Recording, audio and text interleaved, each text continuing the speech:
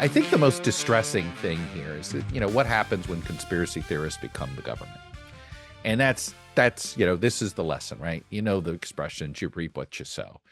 When you create an information ecosystem that's built on conspiracy and built on distrust, that's all well and good if that's how you're going to exploit and profit from it. Your Dan Bonginos did that, your Cash Patels, Donald Trump. There's no doubt quite a few people in the right-wing ecosphere has created this misinformation nightmare that we've all been living in. A lot of distrust. And many folks on the right in particular, but frankly, with Jeffrey Epstein, there is the conspiracy theorists are not on one side of the aisle, they're everywhere.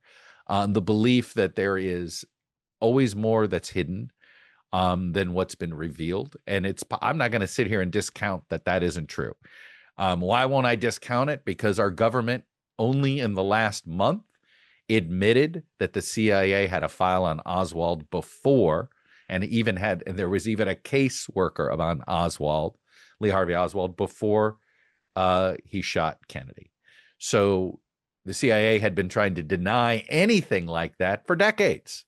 So if our government is capable of keeping a secret like that for over 60 years, I understand why there's so much skepticism of how government handles anything, let alone something that could be as controversial as Jeffrey Epstein's alleged client list, right? I say alleged because there's been reporting that it exists, and then suddenly supposedly it doesn't exist, etc.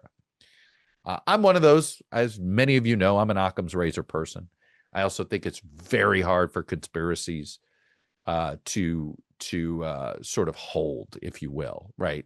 There's always a break. I mean, I'm on Kennedy. I've always believed that the government conspiracy is simply covering their ass. It's not CIA, it's CYA.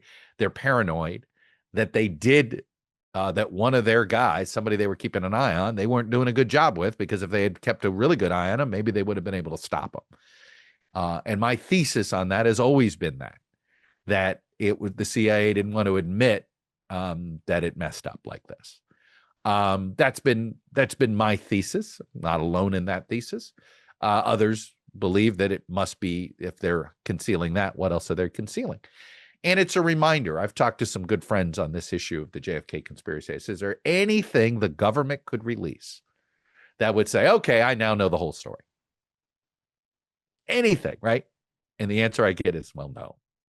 That the assumption is if you give them small, well, you hid that, so there must be something more hidden.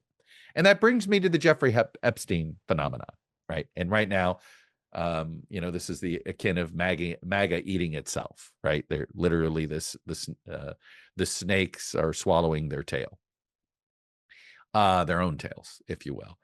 And it's because they created an information of distrust. They created an atmosphere of distrust. They raised expectations and turned rumors into potential facts.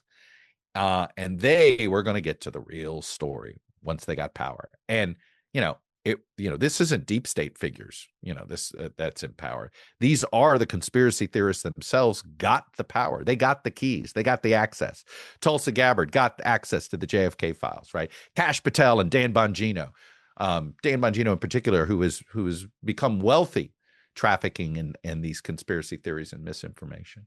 They got the keys to the kingdom.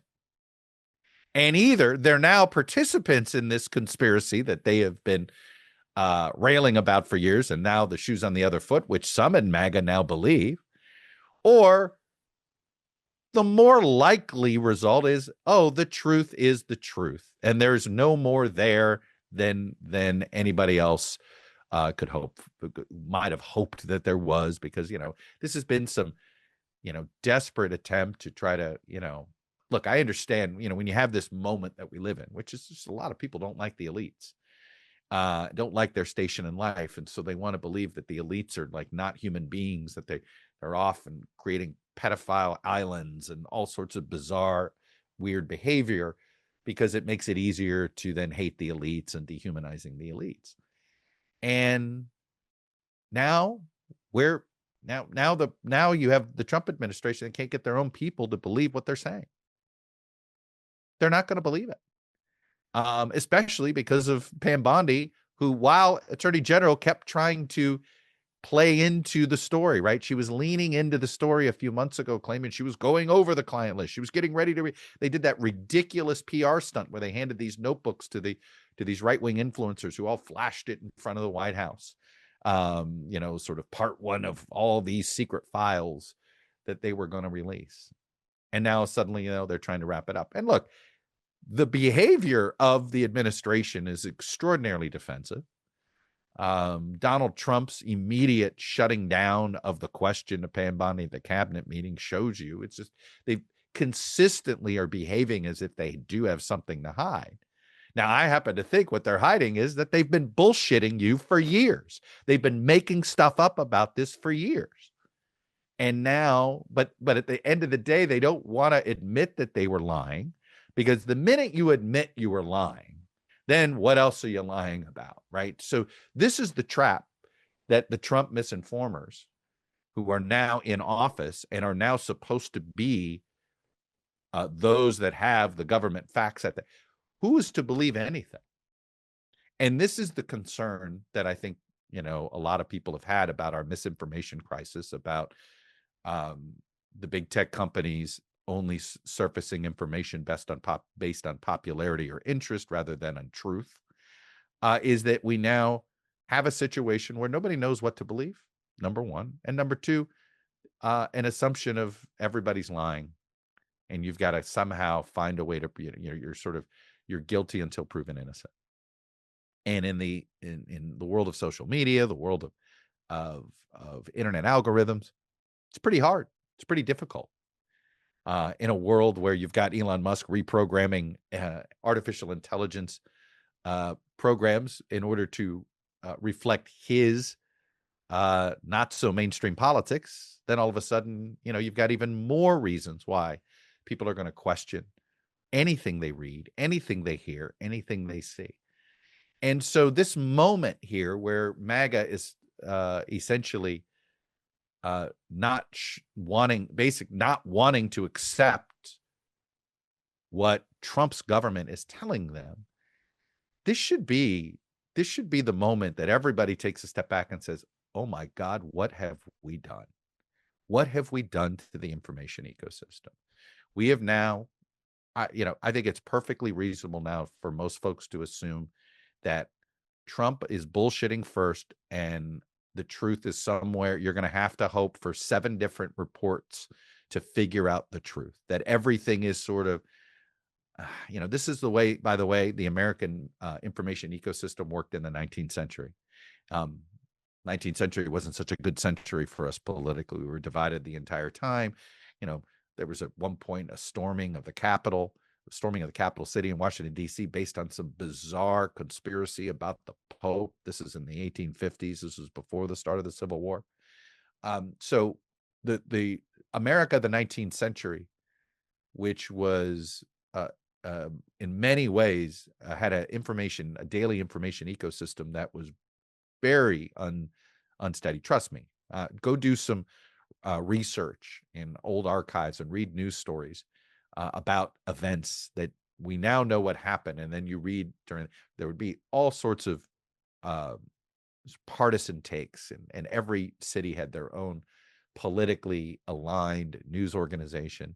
Frankly, it's very similar to what the last 10 years have looked like on cable news, or what you've seen on social media, and sometimes what you see and now in the world of independent media. But this moment where we don't know, was Dan Bongino lying to you then or lying to you now? Is Kash Patel lying to you then or lying to you now? Is Pam Bondi lying to you then or lying to you now? She's lying. They lied to you at some point. And what you've created is not an is now we're living in a world where you just don't know what the truth is. This is life in Russia. Talk to a Russian, somebody who lives in Moscow who's not a Putin fan, and ask them, how do you know what do you believe? And they're like, it's hard to know what to believe.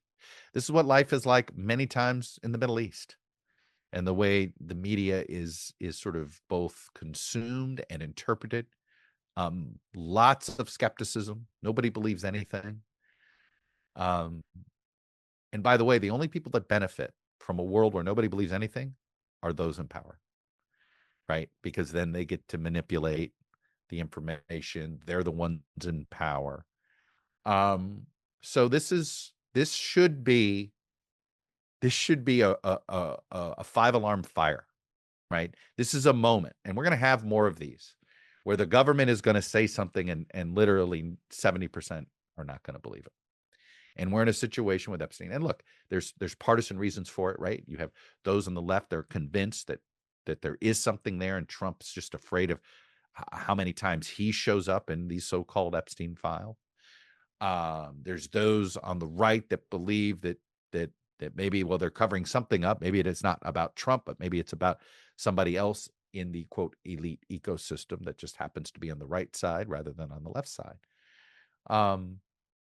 But when you stoke conspiracies and automatically assume there's a conspiracy, and then you get power, and then you realize the truth, and then you realize you don't know how to release the truth. You don't know where to put it where people will believe it. And right now, I mean, the number one and number two people at the FBI, how are we supposed to believe anything they have to say? The Attorney General, how are you supposed to believe anything she says? So this is a real crisis. I mean, in the short term, arguably, the president probably ought to fire all three of these folks. Because if you don't have if the public isn't going to believe what you have to say in law enforcement, you're in trouble. You're completely inoperable as a head of a law enforcement agency. So now perhaps those three just had to take the fall. But look, there's a reason for the phrase, you reap what you sow. And this is a classic case of that.